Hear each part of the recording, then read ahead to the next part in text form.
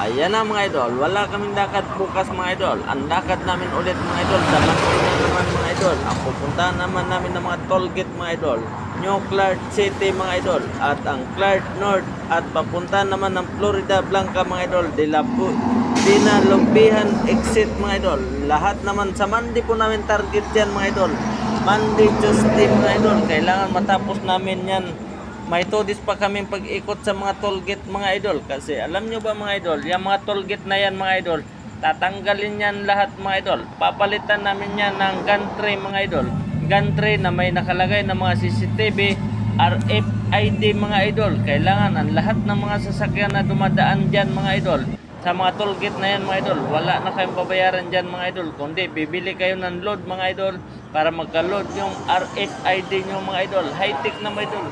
Pahitik na yan mga idol.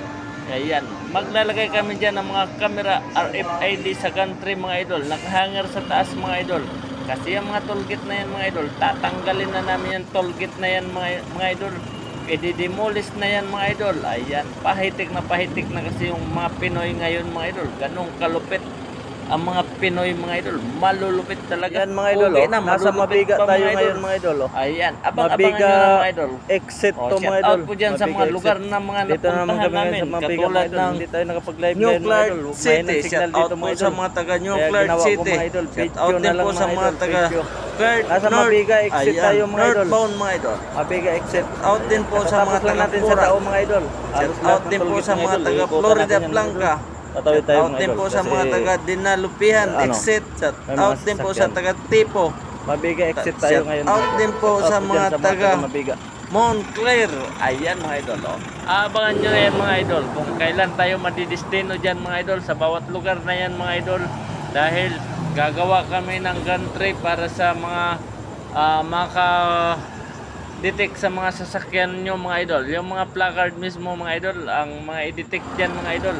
Ganon na kahitik ngayon yung mga mga idol. Yung mga index natin mga idol. Oh. Kasi lahat ng tollgate na yan mga idol, gigibain yan mga idol at matrabaho. Alam nyo mga idol kung ilan ang kontrata namin dyan, ilang taon mga idol? 9 years contract mga idol. Kailangan sa loob ng 9 years mga idol, matapos na lahat dyan mga idol. Makapaglagay na ng gantry mga idol, tapos matanggal na yung mga tollgate na yan mga idol. Kailangan malinis talaga mga idol. Maganda pagkalinis Nasa mga idol. Mabiga Ganong exit kalupit tayo mga dyan idol. ang mga Ay, trabador dyan Mabiga mga idol. entry to. Ayan. Alam mo mga idol, Mabiga wala na entry. din tayong pag-asa na puputi nito mga idol. Ayun, no? Maitim na tayo mga idol. Huwag na natin pangarapin siguro pumuti mga idol. Masayang lang kojik kagagamit ko mga idol. Sa isang linggo mga idol, nakakatatlong kojik ako mga idol. Kaso hindi naman ako pumuputi mga idol. Lalo akong umiitim mga idol kasi nakatutok na ako sa araw mga idol. Hindi katulad dati mga idol, kapanahonan ko mga idol na puro bahay ang project mga idol. Kaya pumuti tayo kunti mga idol.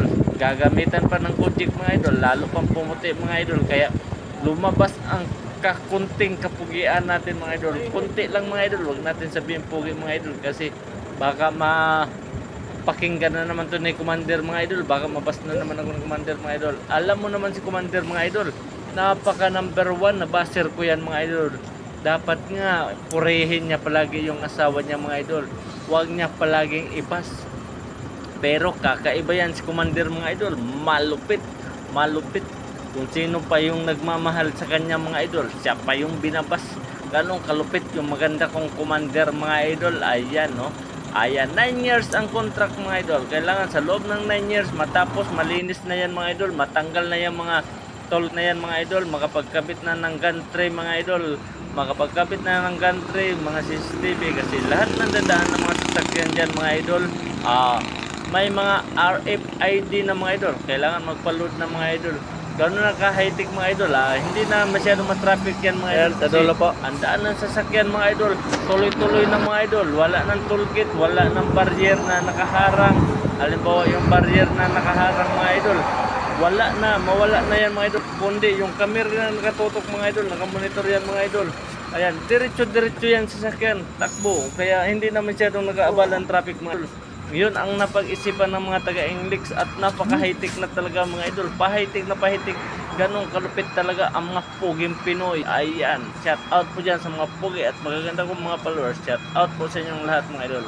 hanggang dito na po to yung kwento natin mga idol. Abangan nyo na lang yan mga idol.